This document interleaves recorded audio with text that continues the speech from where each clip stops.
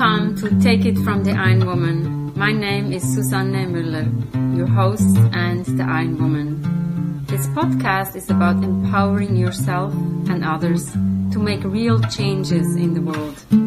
You will hear from everyday, smart, sophisticated, hip people like you and me. Not everybody has to be an Ironwoman to impress the world. Together, we will learn from the sports and business leaders how you can become a more successful person as an entrepreneur or a leader. It's one step at a time, one day at a time. Take your steps now. Take your big steps now. Join me on this journey to success. Take it from the Ironwoman. Always nice to talk to Augusto, learn from him. We met in Nepal in 2009, and thanks to social media, we still are connected and catching up. Let's hear from his book, Gathering to Commit. It's an ebook. Time to change your meetings. I think Gathering to Commit is, I've been doing, so my work is, as I said at the beginning, is to convene. There's a lot of group and team coaching. And some things that I see in organizations is that people understand commitment as personal internal commitment. There's this, you judge the commitment of someone else and your own commitment by your inner strength, like how committed you are to go to the gym or to be prepared for an Ironman, or is about your inner strength. And there's a lot of this positive talk, and sometimes it's even like a bit too positive and too like a bit of a positivity that is extreme, but it talks about like an internal commitment. I think there's obviously internal commitments on what we do and how we connect to things and make complete sense. But there's another side of commitment that is a social act of committing with someone and having support. It connects a little bit with the conversation we're having about the school and how we commit with each other in laws and the ways we're going to work, and we support each other in that commitment.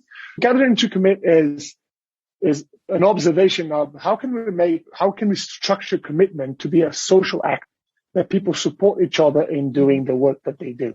As managers, as leaders, as someone from a team to someone else in that team. How can I structure what is sometimes missing in the act of committing with others that will, once I make a better commitment, a better promise, a better structure that will help me to look at it and adapt eventually to feedback on how I've been keeping or not keeping my promises, and then make the level of trust and the level of commitment to rise and be combined with this internal commitment. Because the thing is, like, if there's a relationship between us and how we deal with things and the outside. And so if we can be as positive and brilliant, like in our meditations and by ourselves, but if outside we don't have a relationship that shows that positivity, that shows that brilliance, that shows that, then eventually we're not going to get, there's probably like, I think that might result in us burning out, being depressed. And I think that's been very common. How can we do that in community, in the network? How can we do that within our company or our organization in some ways? Gathering to Commit is a structure of where does social commitment come from in this structure? What is it that we use that connects to conversation? What is the conversation that we use? What we can pay attention to in order to generate a promise that is well built, that other person would understand, that we can actually feedback on. If you are like being in an organization that you work in a big one, for example, feedback is something that people talk about all the time. They love, I think feedback is, the word is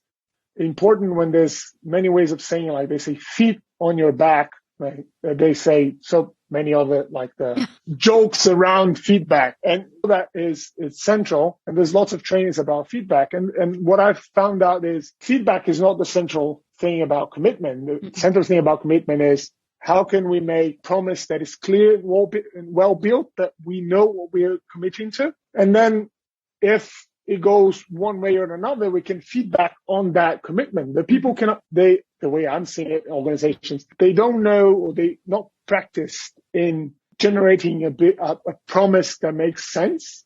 There's usually nothing to actually feedback on because they didn't even understand the same thing as the other person. You ask for something in a very vague way and the other person said yes because felt it was understood, but in the end nobody understood anything. And then the deadline arrived.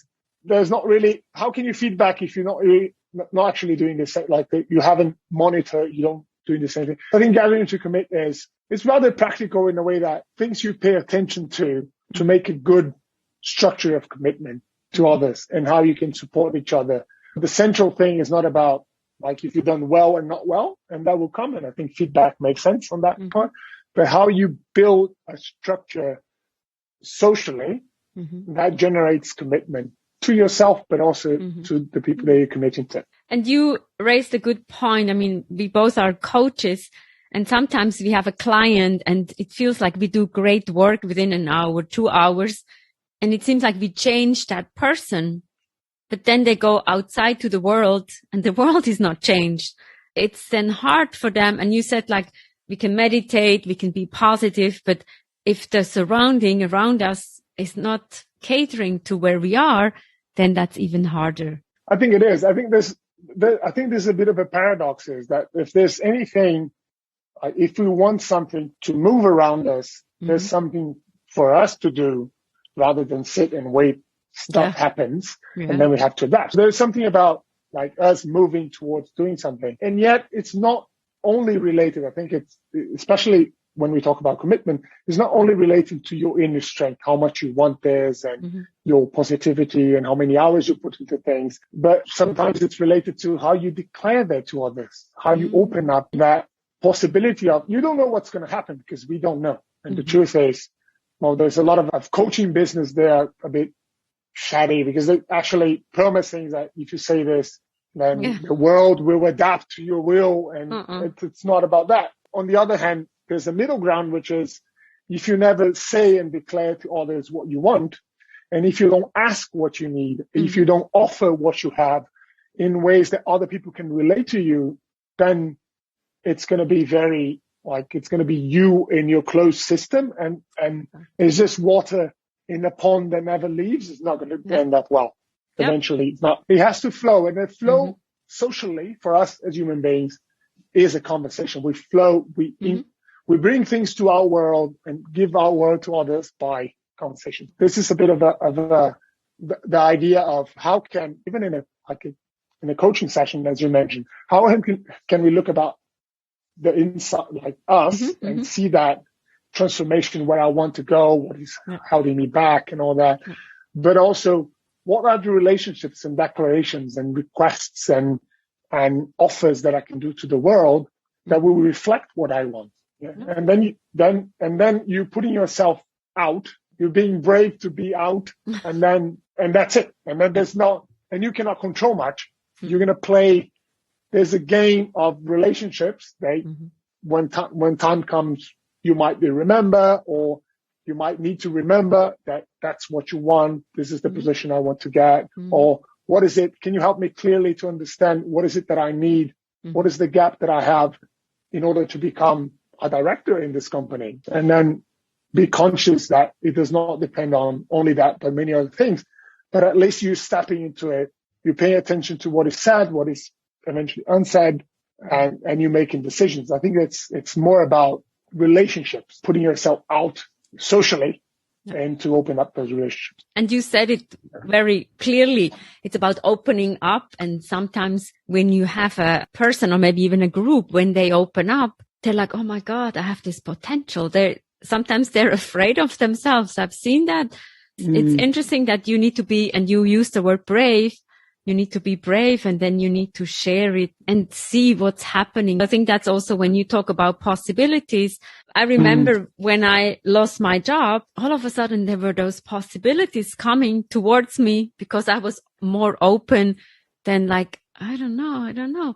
But you also have to be open and maybe not afraid. I guess I would even say that, like, when you lose something, it can be a job or sometimes a loved one, or there are emotions that will come to you. They should be with you. And then eventually you will be afraid. I think being afraid is part of it. I think being social, when I say being social, is you have other things around you, other people around you, and have conversations around you that can support you in this space of being afraid. You don't have to run from being afraid. Or being lost, you can still be there, But you have those relationships that can support you in being everybody's been in a place where I'm lost. I don't know what's going to be my next thing. Technically, everybody eventually will need a coach or someone to talk to. Everybody needs it because at some point it's human nature. It's nature, nurture. Yeah, we need to nurture. I think what I see many times talking about being afraid, people are afraid to ask for support or help or anything. They close up. And then when you don't ask, we don't know what you want. Madonna has a very cool quote. If people don't ask what they want, they don't get what they want. It's very simple. We need to ask for it. And that's an art. That's an art to learn how to ask. What is it that is behind we're being bad of? We're not being good at asking. How can we learn? What are the tips that you have for us? Or even before that, where did you learn that this was what it is? What happens that kind of prevents me to ask? What is the judgment that I do about myself when I ask about something? What is, when I look at someone asking, what is the judgment that I make about them? And that's probably something that we learn. We learn that asking is, we shouldn't ask. We should, in some cultures, it's not nice to ask directly. It should be indirect. And then the other person would understand what you have to say. But then you change it to another culture, it doesn't work anymore, or it's something that you really need. So it needs to be explicit, but you're being told that being explicit is not okay. I think there's many ways of looking at it, but just to understand the root of, like, we have to ask for what we need one way or another. And we have to offer what we have. And so other people, being an offer it helps in being an offer as I want a relationship with you. You have to show you as an offer. Like, I want to be your partner. That's an offer. Or it's an offer. I want to be an offer to the market. I want to be an offer to this job that I'm aiming for. I think not everybody has the same difficulties and stories. It's about trying to find out what is it that we need as social beings in order to relate, and knowing how to ask, promise, knowing how to separate what is a declaration and an affirmation, which is also in the ebook. When you say something that is a fact as an affirmation, and when you declare something, which is judgment, in order that's something that you want to change or something that, like, you're giving your value into it as well. Understanding that difference also brings, is that an affirmation about me, or a declaration or a judgment that someone's doing about me? And if it's a judgment, it's usually as much about me than the person judging. And again, how do you deal with that? I think that the power of language also helps us to root that idea of us being social beings and what we need to be better at a social environment, I guess. I'm ready to read the book. We have all the information in the show notes. Thank you so much, Augusto. This is really cool. Thank you so much, and good luck, and hope our paths will cross again. Maybe before 2009 is a long time. Thank you so much. Thank you. What an interesting talk with the writer of Gathering to Commit. Time to change your meetings. What are you taking away? What are you afraid of? What are you offering? Madonna says, people don't ask what they want. That's why they don't get what they want. Look at yourself. What will you be taking away? Take it from the Ironwoman. We have episodes every Monday, every Wednesday. Follow us, chime in. There's something for everybody. Thank you for being with us.